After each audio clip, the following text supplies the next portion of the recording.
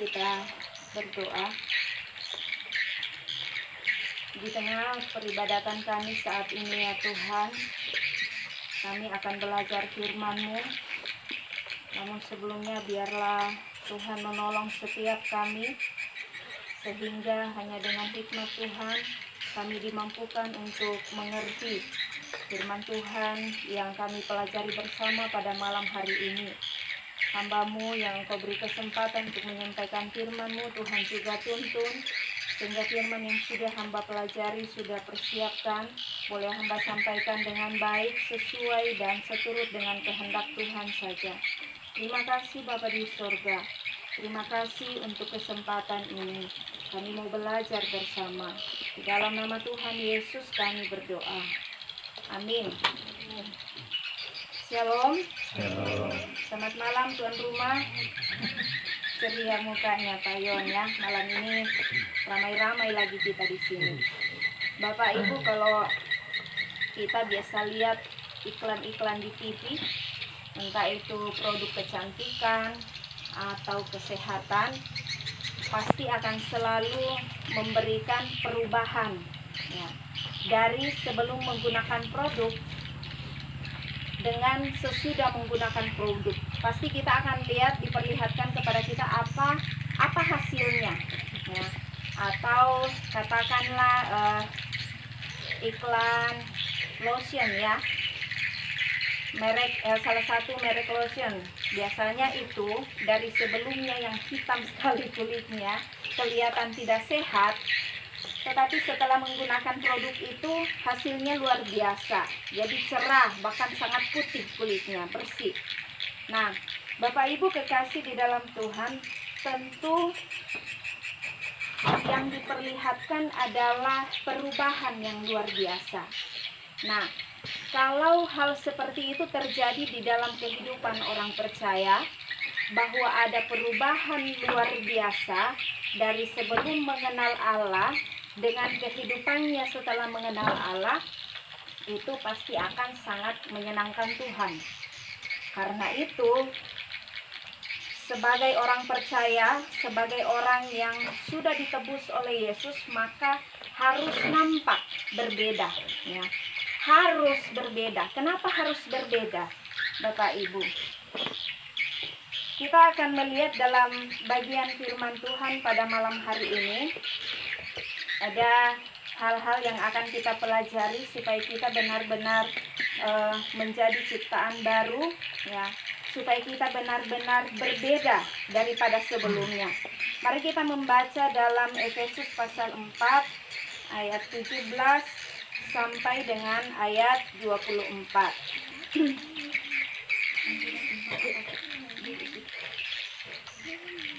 Efesus pasal 4 ayat 17 sampai ayat yang ke-24. Di sana diberi judul manusia baru. Sebab itu kukatakan dan kutegaskan ini kepadamu di dalam Tuhan, jangan hidup lagi sama seperti orang-orang yang tidak mengenal Allah, dengan pikirannya yang sia-sia dan pengertiannya yang gelap, jauh dari hidup persekutuan dengan Allah, karena kebodohan yang ada di dalam mereka dan karena kedegilan hati mereka. Perasaan mereka telah tumpul sehingga mereka menyerahkan diri kepada hawa nafsu dan mengerjakan dengan serakah segala macam kecemaran. Tetapi kamu bukan demikian. Kamu telah belajar mengenal Kristus, karena kamu telah mendengar tentang Dia dan menerima pengajaran di dalam Dia menurut kebenaran yang nyata dalam Yesus, yaitu bahwa kamu berhubung dengan kehidupanmu yang dahulu harus menanggalkan manusia lama yang menemui kebinasaannya oleh nafsunya yang menyesatkan, supaya kamu dibaharui di dalam roh dan pikiranmu, dan mengenakan manusia baru yang telah diciptakan menurut kehendak Allah di dalam kebenaran dan kekudusan yang sesungguhnya. Jadi dari pembacaan kita ini kita akan melihat beberapa hal ya. Kita mau belajar supaya saya dan Bapak Ibu sekalian benar-benar menjadi ciptaan yang baru. Ya, kita mau melihat kembali kepada diri kita sendiri, apakah saya benar-benar sudah menjadi ciptaan baru. Ya, yang pertama dalam ayat 17 sampai ayat 19, sekali lagi saya baca.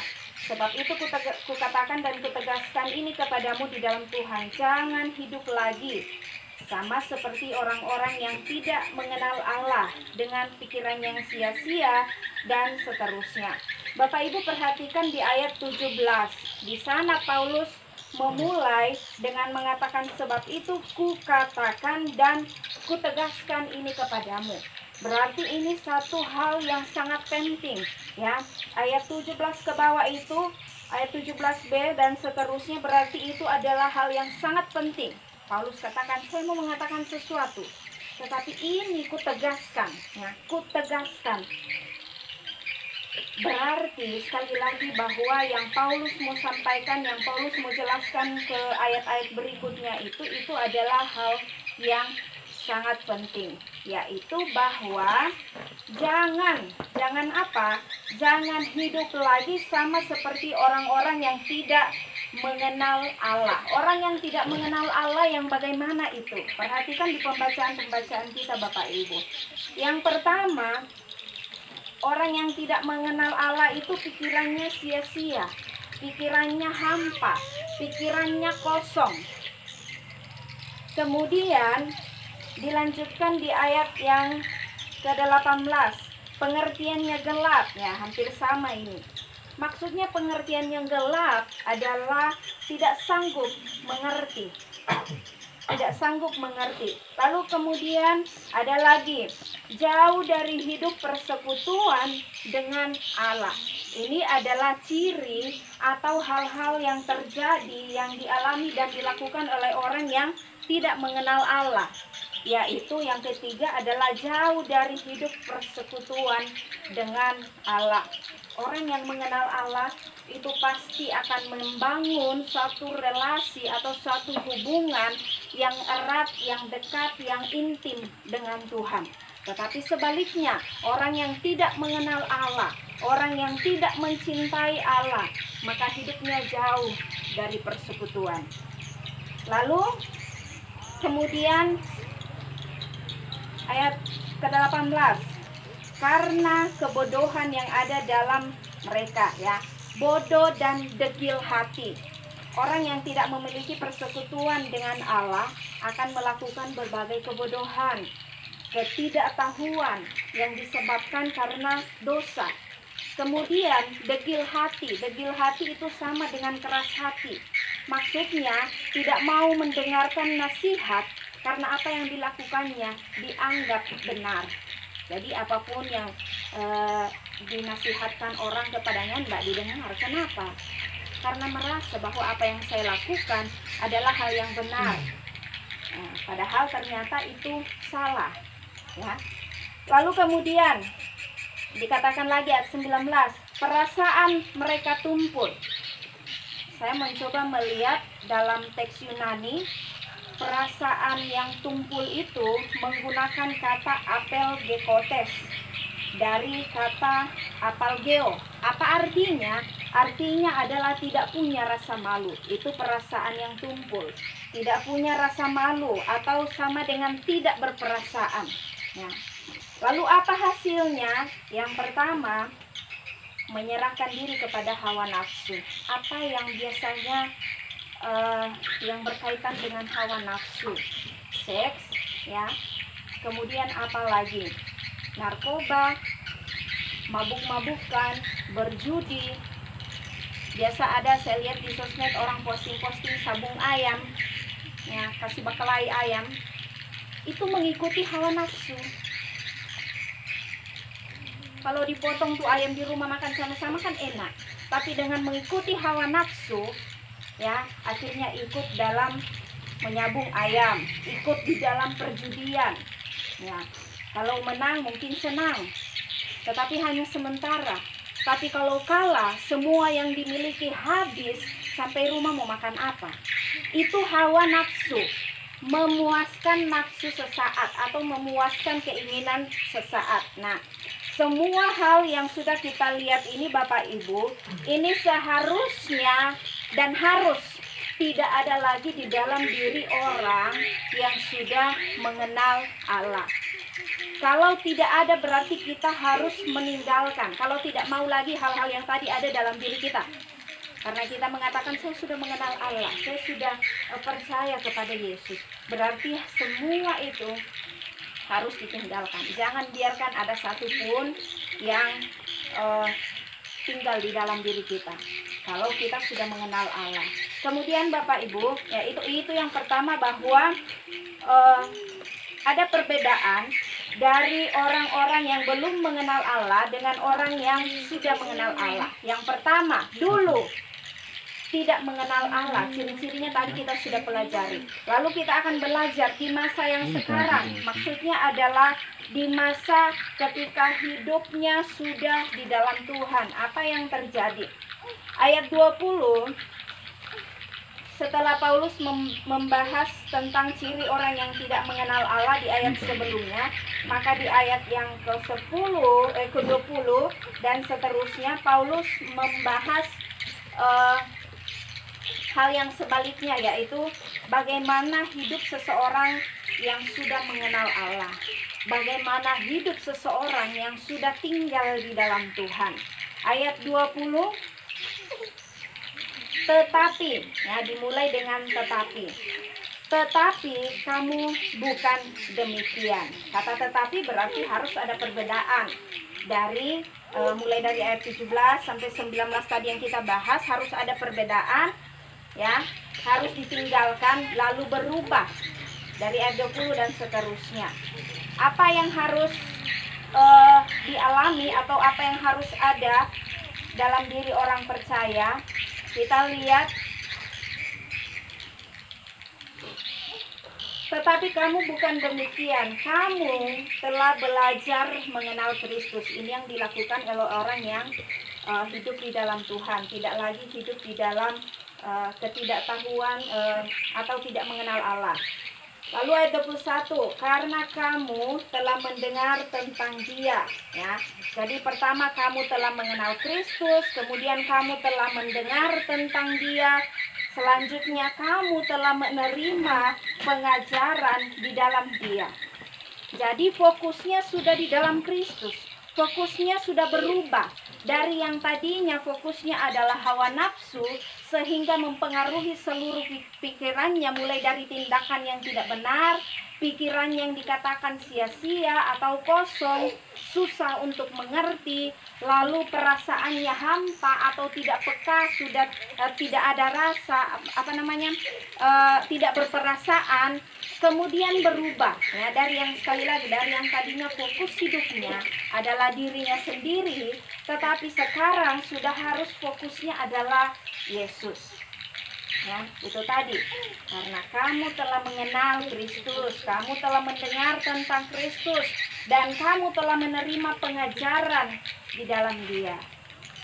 Karena itu selanjutnya harus ada tindakan. Tindakan apa lagi nih? Kenapa banyak sekali?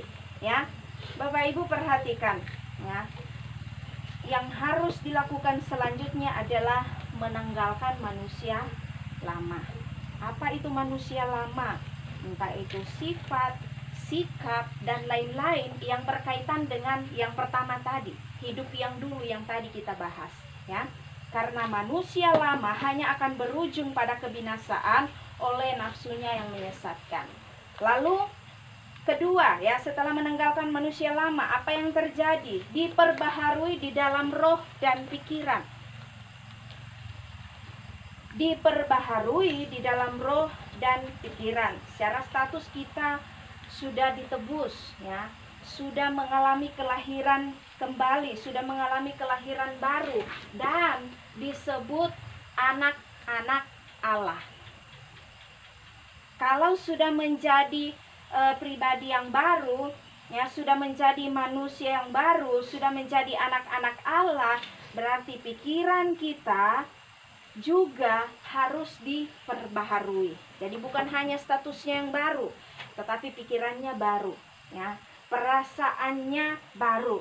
Kenapa pikiran itu yang paling penting? Karena kita melakukan hal-hal, banyak hal, kita mengerjakan banyak hal, kita mengucapkan banyak hal, dasarnya dari sini, dari pikiran.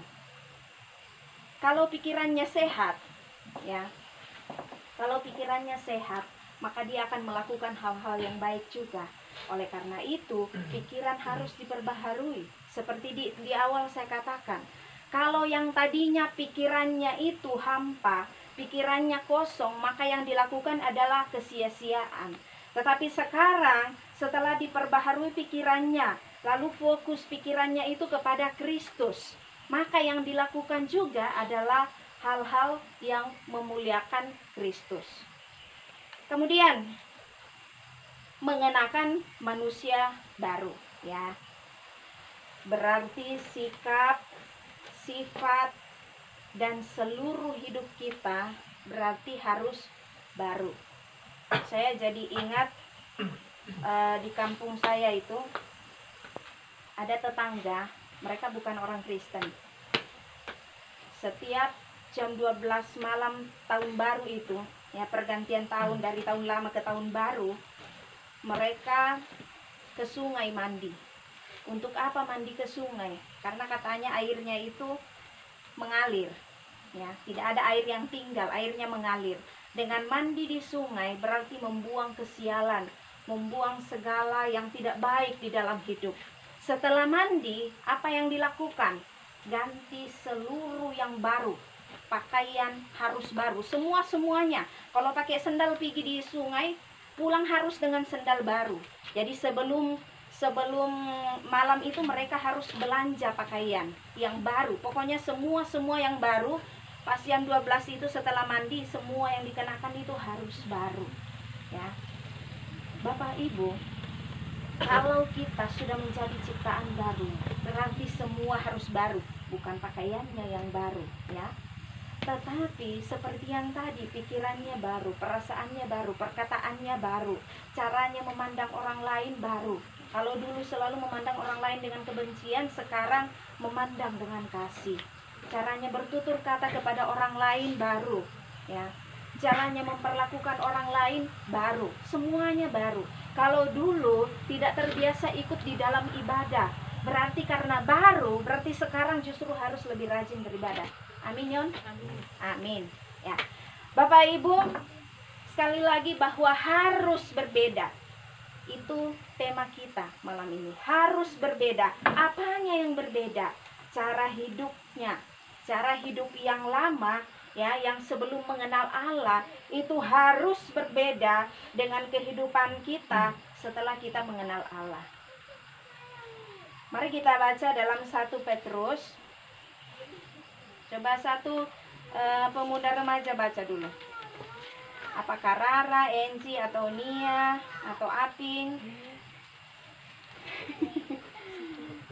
1 Petrus pasal 1 ayat 18 sampai 19. Mungkin ada yang hafal ini.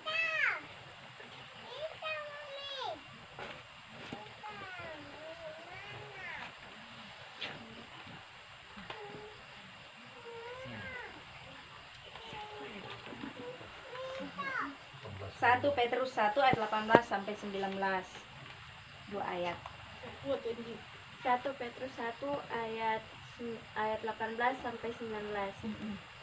Sebab kamu tahu bahwa kamu telah ditebus dari cara hidupmu yang sia-sia, yang kamu warisi dari nenek moyangmu, itu bukan dengan barang yang fana, bukan pula dengan perak atau emas, melainkan dengan darah yang mahal, yaitu darah Kristus, yang sama seperti darah anak domba yang tak bernoda dan tak bercacat.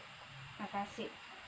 Jadi pengorbanan Yesus di kayu salib itu, darahnya tercurah, bukan hanya darah, tetapi nyawanya dia berikan untuk menebus kita. Perhatikan Bapak Ibu, untuk menebus kita, ya, bukan menebus dosa. Yesus tidak menebus dosa. Dosa itu kekejian bagi Tuhan.